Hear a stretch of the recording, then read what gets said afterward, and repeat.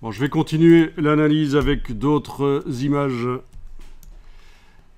Donc, celle-ci, assez similaire à ce qu'on a vu précédemment au niveau collage du mouvement Dada. Oui, de la typo, une gamme de couleurs. Évidemment, c'est dû aussi à la coloration du papier avec le temps. Ce ne sont pas des œuvres, les œuvres du mouvement Dada. Les œuvres du mouvement Dada ne sont pas tout à fait récentes. Donc voilà. Il faut bien se rendre compte qu'il y a aussi une coloration naturelle du papier avec le temps. Mais bon. Alors, macro-typographie, donc utilisation de typographie en tant que graphisme. Je ne vais pas m'attarder dessus. Ceci, c'est vraiment... Oui, c'est le mouvement Dada, mais c'est autre chose. C'est connu. Je continue ici l'analyse avec d'autres images.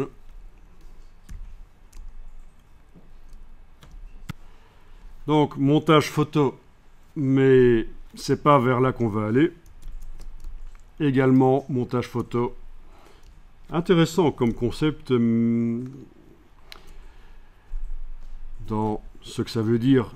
Ce montage, ce n'est pas juste un trucage, un effet. Il y a vraiment quelque chose d'intéressant au niveau philosophique là-dedans, mais c'est pas vers ça qu'on va aller.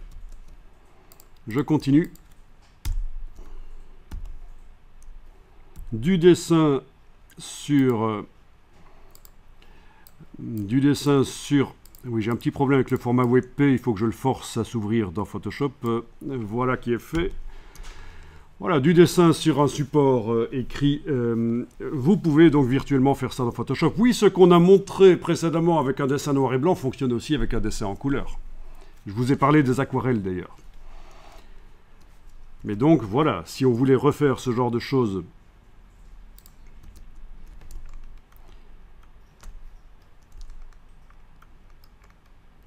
Différentes sources au niveau graphique, même du papier peint, dirait-on, un peu de tout. Des motifs, oui, des motifs, vous savez qu'il y en a plein sur le web que vous pouvez utiliser, des motifs pour Illustrator ou pour Photoshop.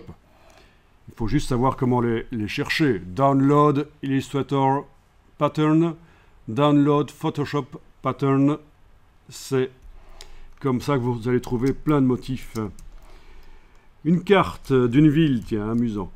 Bon, ça c'est pas mal au niveau du mélange des sources. Par contre, il y a un sujet principal et ça, il ne faut pas pour votre travail. Je continue.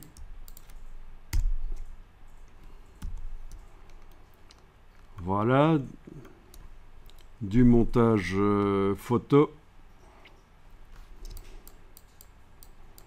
Un peu simple, je veux dire, au niveau de la quantité d'images qui ont été mélangées, vous devrez aller un peu plus loin quand même. N'hésitez pas à imaginer un poster de grand format, genre 60 cm sur 80-90.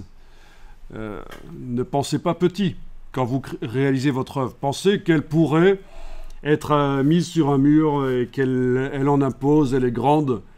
Et bien sûr, vous savez qu'à notre époque, avec le print on demand, l'impression à la demande, vous pouvez tenter de vendre des œuvres de ce genre-là sur le web. Ça ne coûte rien de les mettre en vente. Il faut passer par une plateforme qui va prendre un pourcentage de la vente au passage.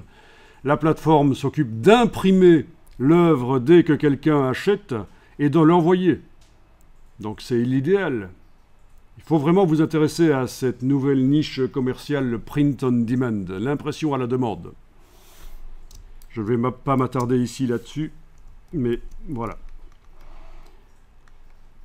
Alors au niveau de la diversité des sources, là, ça manque, c'est du journal. Je veux dire, je ne suis pas en train de critiquer l'œuvre en tant que telle, je suis en train de dire par rapport à l'œuvre que vous allez faire, quelle est la différence ? Pas assez de sources différentes au niveau des images et des objets, de ce qu'on retrouve dedans. Et un sujet principal, donc ce n'est pas non plus ce que nous allons faire. Je continue. Du scrapbooking un peu clean, celui-là. Du scrapbooking avec de la découpe d'objets, de la superposition, des ficelles.